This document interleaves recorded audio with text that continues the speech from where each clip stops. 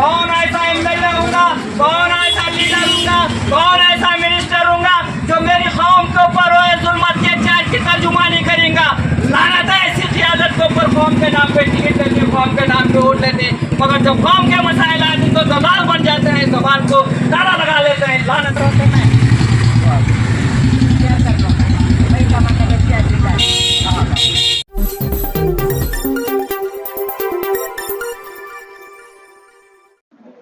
Public 7 news में आप सभी दर्शकों का स्वागत है।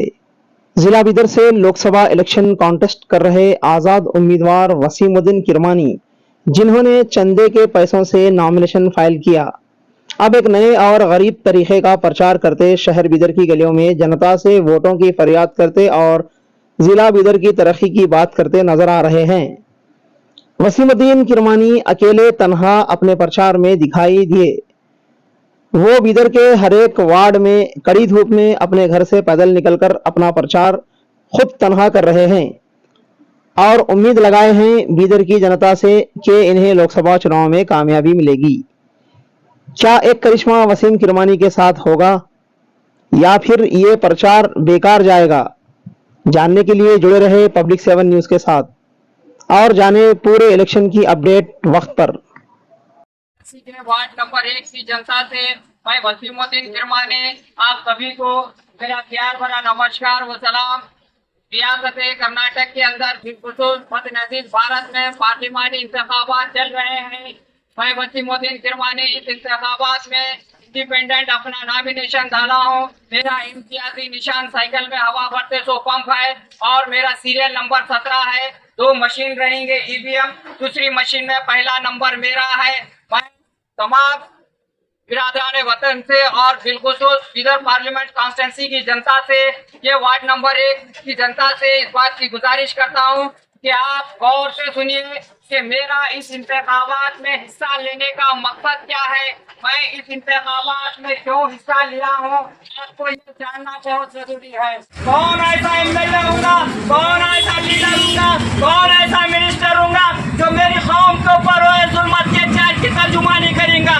लानत है ऐसी क़ियादत के ऊपर, कौम के नाम पे टिकट लेते, कौम के नाम पे वोट लेते, मगर जब कौम के मसाइल आते तो दलाल बन जाते हैं, जबान को ताला लगा लेते हैं। लानत है ऐसी क़ियादत के ऊपर। मैं ऐसी क़ियादत पैदा करने के लिए आगे बढ़ा हूँ। मैं मुसलमानों में, दलितों में रहनुमा रहबर तैयार करने निकला हूँ। मैं हार जीत की लड़ाई नहीं लड़ रहा, याद रखो, मैं हार जीत की लड़ाई नहीं लड़ रहा, मैं लड़ाई लड़ रहा हूँ मुसलमानों में, दलितों में, पसमंदा समाज में लीडर तैयार करने की लड़ाई लड़ रहा हूँ। हार जीत का फैसला अल्लाह करेंगी, खुदा करेगा, खुदा की जात पे भरोसा है मुझे। कुछ लोग ये कह रहे हैं कि वसीम किरमानी को खरीद लिया जाएगा, वसीम किरमानी को कमजोर दिखाया जाएगा, मगर याद रखो, जब तक ये जिस्म में सांस है वसीम किरमानी किसी जुल्म और जालिमों के सामने झुकेगा नहीं। वसीम किरमानी मजलूमों की आवाज़ है, मुसलमानों का गदूर है, दलितों की आवाज़ है। मैं मिट जाऊंगा मगर कभी इन जालिमों के सामने अपना सर नहीं झुकाऊंगा। याद रखो, मैं जुल्म और नाइंसाफियों के खिलाफ हमेशा लड़ता था, जब तक ना मेरे जिस्म में सांस दिया है मैं जब तक इन जालिमों के खिलाफ लड़ता रहूंगा। तुम बिदर के अंदर अपनी लाज रख लो। आज अगर बिदर में तुम मेरा साथ देंगे तो पूरे रियासत के दलितों, पसमंदा समाज से और मुसलमानों की इज्जत रहेगी। मैं सियासी वजूद की लड़ाई लड़ रहा हूँ, राजनीति की लड़ाई नहीं लड़ रहा। कुछ लोग ये कर रहे हैं, उनको सब कुछ मालूम है कि वसीम किरमानी बड़ी तेजी से आगे बढ़ रहा है। वसीम किरमानी की सलाहियत है, कायदाना सलाहियत है। वसीम किरमानी वक्त हुक्मरानों की आंख में आंख डाल के मजलूम जनता के हकूक छीनने की ताकत रखता है।